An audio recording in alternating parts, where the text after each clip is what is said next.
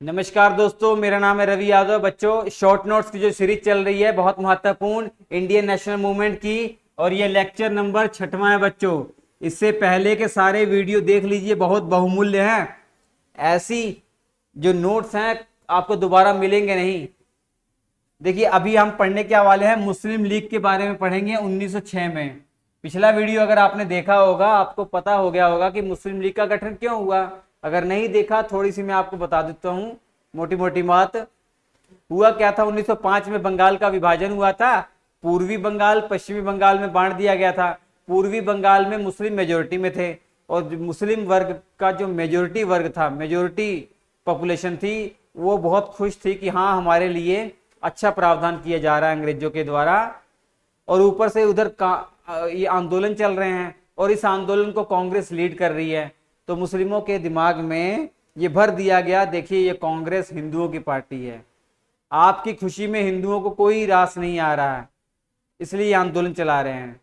अगर मुस्लिम हिंदुओं के लिए एक पार्टी हो सकती है कांग्रेस, जो कि क्लेम कर रही है पूरे इंडिया को रिप्रेजेंट कर रही है, लेकिन ये तो देखो हिंदुओं की पार्टी है, ऐसा उनके दिमाग में रख दिया गया। तो इस कारण से मुस्लिम लीग का भी जन्म हो गया। अगर हिंदुओं के लिए कांग्रेस है तो मुसलमानों के लिए भी एक पार्टी होनी चाहिए, इसका नाम मुस्लिम लीग रख दिया गया। ये उनकी सोच थी। तो 3-4 चीजें बहुत बार रिपीटेड हैं, वो मैंने सामने रखी है आपके सामने। स्थापना ढाका में हुई थी बच्चों 30 दिसंबर 1906 में। संस्थापक सलीमुल्लाह, अभी डिटेल में कहानी नुमा बताऊंगा मैं। हेडक्वार्टर लखनऊ में। अध्यक्ष, पहले अध्यक्ष आगा खा तृतीय। सारी चीजें के बारे में बताऊंगा। तो शुरुआत होती है बच्चों, सबसे पहले आप सर सैयद अहमद खां के बारे में पढ़ लीजिए। हालांकि दिमाग में रखिए, जब मुस्लिम लीग का गठन हुआ तो उस समय ये दुनिया में नहीं है, ये दुनिया में नहीं है। फिर इनके बारे में क्यों पढ़ रहे हैं, इन्हीं से संबंधित वो मीटिंग थी जिस मीटिंग में मुस्लिम लीग का गठन हुआ था। सर सैयद अहमद खां के बारे में क्या पढ़ाना चाह रहे हैं सर, मैं ये बताना चाह रहा हूं कि सर सैयद अहमद खां साहब ने 1886 ईस्वी में, कब, 1886 में, कांग्रेस की स्थापना 1885 में, इसके एक साल बाद 1886 में एक कॉन्फ्रेंस की शुरुआत की थी। हर साल ये कॉन्फ्रेंस होती थी। इस कॉन्फ्रेंस का नाम था all India Mohammedan educational conference. इस कॉन्फ्रेंस में एजुकेशन से संबंधित बात होती थी, शिक्षा से संबंधित बात होती थी, और मुस्लिम वर्ग के लिए बात होती थी कि मुस्लिम वर्ग के लोगों को शिक्षा में कैसे विकसित किया जाए। ये सब बातें इसमें होती थी। ये कॉन्फ्रेंस की शुरुआत 1886 में सर सैयद अहमद खां ने शुरू किया था। हर साल ये कॉन्फ्रेंस होती थी, और हर साल हो रही थी। तो उस साल भी हुई थी जिस साल 1906 में मुस्लिम लीग का गठन हुआ। इसी कॉन्फ्रेंस में मुस्लिम लीग का गठन हुआ था, इसलिए ये पढ़ना है। इनकी मृत्यु 1898 में हुई थी। अब इनके बारे में पढ़ना हमने शुरू कर दिया है, तो एक नोट लिखवा देता हूं, बहुत महत्वपूर्ण है कि भैया इन्होंने एक कॉलेज की स्थापना की थी 1875 में। 1875 में इस कॉलेज का नाम था Mohammedan Anglo oriental college. Sir ये क्यों पढ़ा रहे हैं, ये इसलिए पढ़ा रहे हैं बच्चों, ये वही कॉलेज है जो 1920 में आगे चलकर अलीगढ़ मुस्लिम यूनिवर्सिटी बन गया था। आज जो अलीगढ़ मुस्लिम यूनिवर्सिटी है, इसका नाम 1920 में पड़ा। और किस कॉलेज का नाम चेंज करके एएमयू रखा गया, मोहम्मडन एंग्लो ओरिएंटल कॉलेज। इसकी स्थापना सर सैयद अहमद खान ने की थी। ये दिमाग में रखिएगा, बहुत इंपॉर्टेंट फैक्ट, आपको ये समझ में आ रहा है। अब आगे चलते हैं, अब हम आपको लेकर चलते हैं बच्चों 1900 के बाद के दौर में। 1904 1905 के दौर में क्या हुआ वो देखिए। देखिए बच्चों, ये तस्वीर किसकी है, मोहसिन उल मुल्क। मतलब हुआ क्या कि मुस्लिम के कुछ वर्ग ने अंग्रेजों के साथ मुलाकात करनी चाहिए, और कुछ डिमांड उनके सामने रखनी चाहिए, अंग्रेज में किससे मिलेंगे? जो उस समय भारत के वायसराय हैं उन्हीं से मिलेंगे। लॉर्ड मिंटो उस समय भारत के वायसराय थे। और छुट्टी पे क्या मैं आपको बता दूं, इन लोगों की जो राजधानी है गर्मियों में शिमला कर दिया करते थे, और जब ठंडा मौसम होता था तो ये अपनी राजधानी कहाँ करते थे? कलकत्ता में रहती थी, क्योंकि आए थे यूरोप से, गर्मी बर्दाश्त कर नहीं पाते थे, तो कलकत्ता में राजधानी रहती थी जब तक सर्द ठंड का मौसम है। जब गर्मी का मौसम होता था तो ये अपनी राजधानी को शिमला शिफ्ट कर दिया करते थे। तो उस समय शिमला में थे लॉर्ड मिंटो, और मुस्लिम वर्ग ने इनसे मुलाकात करनी चाहिए और अपने लिए कुछ स्पेशल डिमांड करनी चाहिए। तो सबसे पहले मोहसिन उल मुल्क साहब ने एक पत्र लिखा। ये मोहसिन उल मुल्क साहब हैं, इन्होंने किसको पत्र लिखा? विलियम आर्कबोल, विलियम एजे आर्कबोल को पत्र लिखा, और इनके माध्यम से सिफारिश करवाई कि मुस्लिम इनसे मिलना चाहते हैं, लॉर्ड मिंटो से, लॉर्ड मिंटो से मिलना चाहते हैं। ये विलियम आर्कबोल है बच्चों, विलियम आर्कबोल ये मिलना चाहते हैं किससे? लॉर्ड मिंटो से। तो इन्होंने ये मैसेज पहुंचाया, लॉर्ड मिंटो बहुत खुश हो गया, लॉर्ड मिंटो बहुत खुश हो गया। अभी हाल ही में अंग्रेजों ने, आप सभी को पता है, इससे पहले 1905 में जो लॉर्ड कर्जन था इसने बंगाल का विभाजन कर दिया था। इतना बड़ा प्रमाण है, वो हमारे हिंदू और मुस्लिम के बीच में जो दरार उसने डाली थी, और कह सकते हैं कि फूट डालो राज करो की नीति के तहत उसने जो बीज बोने का काम किया था, और इनको फिर से मौका मिल गया। जब लॉर्ड मिंटो को पता लगा कि मुस्लिम वर्ग हमसे मिलना चाहता है और कुछ स्पेशल डिमांड करना चाहता है, तो लॉर्ड मिंटो खुश हो गया।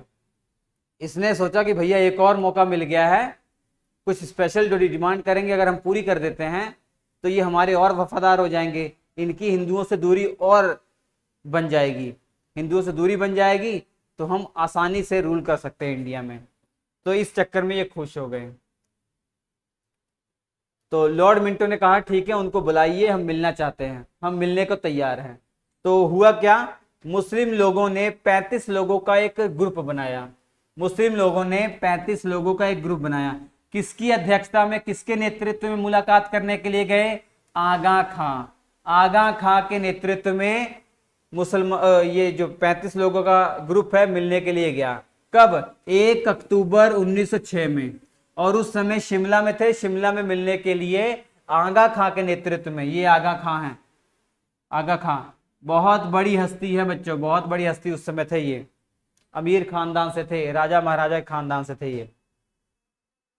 इन 35 लोगों में सबके नाम तो याद रखने नहीं है, जो महत्वपूर्ण है आगा खां, आगा खां तृतीय इनको बोला जाता है, क्योंकि इनकी खानदान में 2 ऑलरेडी आगा खां पहले आ चुके हैं। हकीम अजमल, मोहसिन उल मुल्क, बख्तियार खां, सलीमुल्लाह जिनको मुस्लिम लीग के संस्थापक के रूप में माना जाता है, ये नहीं गए थे, ये नहीं गए थे। ढाका के नवाब सलीमुल्लाह इसलिए नहीं गए थे, इनकी आंखों का ऑपरेशन हुआ था, इसलिए नहीं गए थे। ठीक है, एग्जाम में नहीं पूछता है, जानकारी के लिए। शिमला में मीटिंग हुई, ये शिमला में जो भवन है इस भवन में मीटिंग होती है, इस भवन में मीटिंग होती है। तो मुस्लिम वर्ग ने कुछ डिमांड की, वो कुछ डिमांड मैं आपके सामने रखना चाहता हूं। सबसे पहली इन्होंने डिमांड, एक भयंकर डिमांड की, पृथक निर्वाचक मंडल, सेपरेट इलेक्टोरेट सिस्टम। इन्होंने डिमांड की भैया हमें पृथक निर्वाचक मंडल चाहिए। अब इनसे पूछा गया ये क्या है, इन्होंने कहा कुछ क्षेत्र ऐसे होने चाहिए जो मुस्लिम के लिए रिजर्व हों, मतलब जब भी वहां चुनाव हो, उस चुनाव में, उस इलेक्शन में मुस्लिम कैंडिडेट खड़ा हो, लेकिन इतना ही नहीं, वहां के लोग जो वोट करने के अधिकारी हैं उसमें केवल मुस्लिम लोग ही वोट करें, मुस्लिम लोग ही वोट करें, ये था। सेपरेट इलेक्टोरेट सिस्टम आज हमारे देश में नहीं है, हालांकि आरक्षण है, लेकिन सेपरेट इलेक्टोरेट सिस्टम वाला नहीं है। जैसे गांव में प्रधान वाला देख रहे होंगे आप, गांव में किसी गांव में आ जाता है कि भैया एससी सीट होगी, या ओबीसी सीट होगी, या जनरल सीट होगी, महिला सीट होगी, ऐसी सिचुएशन आ जाती है। लेकिन वोट तो सभी जनता करती है ना, जैसे ओबीसी सीट है तो ओबीसी कैंडिडेट खड़े होंगे, लेकिन वोट पूरी जनता करेगी। लेकिन इस सेपरेट इलेक्टोरल सिस्टम के अकॉर्डिंग कैंडिडेट भी मुस्लिम होंगे और उनको वोट करने वाले लोग भी मुस्लिम ही होंगे। ये था सेपरेट इलेक्टोरल सिस्टम, इन्होंने डिमांड कर ली थी। और पहली बार 1909 में आप पढ़ेंगे कानून, उसमें ये डिमांड मान भी ली गई थी। 1909 में जो मार्ले मिंटो सुधार अधिनियम ब्रिटिश पार्लियामेंट से पास होकर आया था, उसमें ये डिमांड मान भी ली जाएगी। और इन्होंने डिमांड की थी कि मुसलमानों के लिए अलग से विश्वविद्यालय का निर्माण होना चाहिए। वायसराय की जो एग्जीक्यूटिव काउंसिल है उसमें मुस्लिम को भी सदस्य बनाना चाहिए, उसमें मुस्लिम को भी सदस्य बनाना चाहिए। बच्चों आप सभी पढ़ेंगे 1909 में पहली बार ऐसा हुआ, किसी इंडियन को वायसराय की एग्जीक्यूटिव काउंसिल, वायसराय की कार्यकारिणी, जो कार्यकारी परिषद है, जैसे कैबिनेट कह सकते हैं, उसमें शामिल किया गया। वो हालांकि हिंदू थे, सत्येंद्र सिन्हा उनका नाम था। इस कारण से मुस्लिम लोग नाराज भी हो गए थे। 1909 के एक्ट से उतनी खुशी इनको नहीं मिली थी जितना होना चाहिए था। अब इसके अलावा जो लोकल सिस्टम है, जैसे जिला बोर्ड, नगर पालिका, विधान परिषद, इसमें भी मुस्लिम जो प्रतिनिधित्व है इनको बढ़ाना चाहिए, ये डिमांड हुई, ये महत्वपूर्ण डिमांड हुई।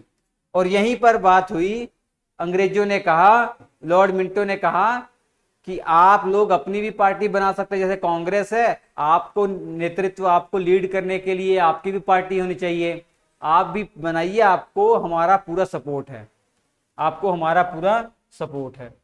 तो ये 1906 की बात है, ठीक है। तो 1906 की बात है, 1 अक्टूबर, और सबके दिमाग में ये आ गया भैया अंग्रेजों के, मुस्लिम के, कि हाँ हम भी अपनी पार्टी बना सकते हैं। अक्टूबर बीता, नवंबर बीता, दिसंबर में वो मीटिंग होने वाली थी, वो कॉन्फ्रेंस होने वाली थी। कौन सी? All India Mohammedan educational conference, जो सैयद साहब ने शुरू की थी 1886 से। ये मीटिंग हुई, इसका वार्षिक सम्मेलन हुआ दिसंबर 1906 में। और इस सम्मेलन में पहली बार परंपरा का उल्लंघन किया गया। कौन सी परंपरा का उल्लंघन किया गया? पहले तो इस कॉन्फ्रेंस में एजुकेशनल बातें होती थी, पहली बार पॉलिटिकल बात हुई। पहली बार ये बात हुई कि भैया हमें एक खुद के लिए पार्टी का गठन करना, तो पॉलिटिकल चर्चा पहली बार यहां हुई। इससे पहले एजुकेशनल चर्चा होती थी। और इस बार 3000 से ज्यादा लोग इसमें शामिल थे। सबको उम्मीद थी कुछ ना कुछ यहां पर हमें मिलने वाला है, एक नई पार्टी का जन्म होने वाला है। और इस बार ये हुई थी कहां? ढाका के अंदर। और इस कॉन्फ्रेंस में मुसलमानों के लिए अलग पार्टी बनाने की बात की गई और बोला गया भैया 2 दिन बाद आप आइए। ये 28 दिसंबर को हुई थी मीटिंग। बोला गया 2 दिन बाद सब लोग आएंगे, वहीं पर डिसाइड किया जाएगा कि मुस्लिम के लिए जो पार्टी बनेगी उसका नाम क्या होगा, उसके काम करने का तरीका क्या होगा, सब परसों डिसाइड किया जाएगा। मतलब 30 दिसंबर को डिसाइड किया जाएगा। तो 30 दिसंबर को मीटिंग हुई। अब 30 दिसंबर को मीटिंग हुई। अब यहां से सारी चीजें एग्जाम पॉइंट ऑफ व्यू से जरूरी है। 30 दिसंबर 1906 को मीटिंग जो हुई वो किसकी अध्यक्षता में मीटिंग हुई? सबसे पहला प्रश्न तो यही है, वकारुल मुल्क की अध्यक्षता में ये मीटिंग होती है। ये भाई साहब हैं वकारुल मुल्क। इस मीटिंग में खड़े होते हैं सलीमुल्लाह साहब, ढाका के नवाब सलीमुल्लाह साहब खड़े होते हैं। इन्होंने बोला कि मुसलमानों के लिए एक पार्टी होनी चाहिए। इन्होंने बताया इसका नाम मुस्लिम लीग होना चाहिए। सभी ने कहा सुभान अल्लाह, नाम बहुत ही अच्छा है। तो ये मुस्लिम लीग का यहीं से गठन हो गया। तो इसलिए कहा जा रहा सलीमुल्लाह इसके संस्थापक हैं। और पहला अध्यक्ष जो बनाया गया बच्चों, आगा खां तृतीय को बनाया गया। पहला अध्यक्ष किसका? इस मुस्लिम लीग पार्टी का। वकारुल मुल्क तो वो उस मीटिंग के अध्यक्ष थे। इस पार्टी का अध्यक्ष आगा खां तृतीय को बनाया गया। इनका एक और नाम है बच्चों सर सुल्तान मोहम्मद शाह। सर सुल्तान मोहम्मद शाह इनका नाम है। आगा खां तृतीय इनको कहा जाता है। और मुस्लिम लीग ने अपना हेडक्वार्टर बच्चों लखनऊ बनाया। सबसे पहले अलीगढ़ निश्चित किया गया था, लेकिन लखनऊ बनाया गया। कुछ नोट बातें करने योग्य है आपके एग्जाम पॉइंट ऑफ व्यू से। और इसके अलावा मुस्लिम लीग से संबंधित बातें चर्चा तो होती रहेंगी 1947 तक। कोई भी टॉपिक आएगा तो मुस्लिम लीग की तो चर्चा होती रहेगी। मुस्लिम लीग का रोल आता ही रहेगा, चाहे ये लोग पाकिस्तान की डिमांड करें, चाहे डायरेक्ट एक्शन डे ये मनाएंगे, वो सारी चर्चा आगे होती ही रहेगी इनके बारे में। मोहम्मद अली जिन्ना, आपको जानकर आश्चर्य होगा, मुस्लिम लीग का गठन जब 1906 में हो रहा था ना, इन्होंने विरोध किया। ये उस समय कांग्रेस पार्टी से जुड़े हुए थे। इन्होंने विरोध किया मुस्लिम लीग के गठन का, कि जब कांग्रेस पार्टी है, भारत की रिप्रेजेंट करने के लिए एक पार्टी है, तो एक नई पार्टी खड़ा करने का क्या मतलब है। लेकिन इनके दिमाग में पता नहीं क्या केमिकल लोचा हुआ कि 1913 में इन्होंने इस पार्टी को ज्वाइन कर लिया और इतनी कट्टरता से काम किया बच्चों कि आखिरकार 1947 में इन्होंने क्या किया, पाकिस्तान बनवा कर ही छोड़ा। अब अगर उद्देश्यों की बात करें कि इस मुस्लिम लीग पार्टी के गठन करने का क्या उद्देश्य है, 30 दिसंबर 1906 में जो मीटिंग हुई थी उसमें बताया भी गया हमारे क्या उद्देश्य होंगे। 3 उद्देश्य सबसे महत्वपूर्ण है, हर जगह आपको यही मिलेंगे। सबसे पहला उद्देश्य मुसलमानों को ब्रिटिश सरकार के प्रति वफादार बनाना। सभी मुसलमानों के दिमाग में ये फिट कर देना कि आपका भला ही चाहते हैं अंग्रेज आपके बारे में अच्छा ही सोचेंगे, ताकि सभी मुस्लिम जो भाई थे वो अंग्रेजों के प्रति वफादार रहें। दूसरा उद्देश्य ये था कि ब्रिटिश सरकार के द्वारा भारतीय मुसलमानों के राजनीतिक और अन्य अधिकारों की रक्षा करना, ताकि ब्रिटिश सरकार कोई भी ऐसा काम ना करे जिससे कि मुस्लिम लोगों के अधिकारों में कोई कमी आए या उनका शोषण हो सके। और तीसरा उद्देश्य ये था बच्चों कि जो मुसलमान लोग हैं, बाकी भारत में रहने वाले अन्य वर्ग के, अन्य धर्म के जो लोग हैं, इन दोनों के बीच में प्यार बन सके, मैत्री भाव उत्पन्न हो सके। ये बहुत अच्छा उद्देश्य था इन लोगों का, ये बहुत अच्छा उद्देश्य था। लेकिन ये कागजों पर ही रह गया, ठीक है। तो ये थी पूरी कहानी 1906 के बच्चों मुस्लिम लीग की। और एक बहुत इंपॉर्टेंट सूचना मैं आपको बताना जा रहा हूं, जो बच्चे चाह रहे हैं जीएस उनका बहुत अच्छा हो जाए, जीएस फाउंडेशन बैच आप ज्वाइन कर लीजिए। जीएस टारगेट बैच, जिन बच्चों को स्टेट पीसीएस की तैयारी करनी है, चाहे यूपी पीसीएस, बीपीएससी, किसी भी स्टेट की जो पीसीएस की तैयारी आपको अगर करनी है, तो बहुत बेहतरीन आपके लिए जीएस टारगेट बैच लाया गया है। इसमें आपको बेसिक से हाई लेवल तक पूरा पढ़ाया जाएगा, 0 to हीरो बना दिया जाएगा बहुत सिंपल तरीके से। और सभी क्लास नोट्स आपको दिए जाएंगे ताकि सारी चीजें अच्छे से आपको क्लियर हो सकें। इसमें क्या पढ़ाया जाएगा बच्चों, हिस्ट्री में इंडियन हिस्ट्री, वर्ल्ड हिस्ट्री पढ़ाया जाएगा। ज्योग्राफी में इंडियन ज्योग्राफी, वर्ल्ड मैप एक अलग से पढ़ाया जाएगा। और पॉलिटी, इंडियन पॉलिटी आपको पढ़ाई जाएगी। इकोनॉमिक्स करंट अफेयर के साथ जोड़कर पढ़ाया जाएगा। साइंस में फिजिक्स, केमिस्ट्री, बायो आपको पढ़ाया जाएगा, ठीक है। क्लास नोट्स भी आपको दिए जाएंगे ताकि आपकी तैयारी बहुत बेहतरीन हो सके। इस कोर्स की जो फीस है बच्चों 1999, वैसे तो है 1999 है, लेकिन इस पर अभी छूट चल रही है। आप एक कोड इस्तेमाल कर सकते हैं, आपको 50% का डिस्काउंट मिल जाएगा। ये कोड आपको मैं यहां लिख रहा हूं, देख रहे हैं आप, SHRI 50, श्री 50, ये कोड इस्तेमाल कर लीजिएगा, आपको 50% का डायरेक्ट छूट मिल जाएगा। और कोई भी आपको दिक्कत आए तो हमारा कॉन्टैक्ट नंबर दिया हुआ है 7888774245, आपकी पूरी मदद की जाएगी। ये कोर्स में आपको मैं और इसके अलावा हमारे जो जीएस एक्सपर्ट हैं आशुतोष पटेल, ये आपको कंप्लीट जीएस की यहाँ तैयारी करवाएंगे। आशुतोष पटेल सर के बारे में क्या बताएं सर, कि 4 बार यूपी पीसीएस इंटरव्यू दे चुके हैं। जीएस की तैयारी आपकी ऐसी हो जाएगी कि बहुत कम समय में, बहुत रीजनल प्राइस में आपकी अच्छी तैयारी हो जाएगी। ठीक है, 1999 इसका प्राइस है, लेकिन आपको 999 में कंप्लीट जीएस मिल जाएगा। हमारा जो नंबर आपको स्क्रीन पर दिखाई दे रहा, इस पर कांटेक्ट कर सकते हैं और श्री एजुकेशन एप्लीकेशन डाउनलोड कर लीजिए, वहीं पर सारी ये कोर्स आपको मिल जाएंगे। तो चलिए बच्चों, हम आपसे मुलाकात करेंगे अगले एपिसोड में, तब तक के लिए नमस्कार।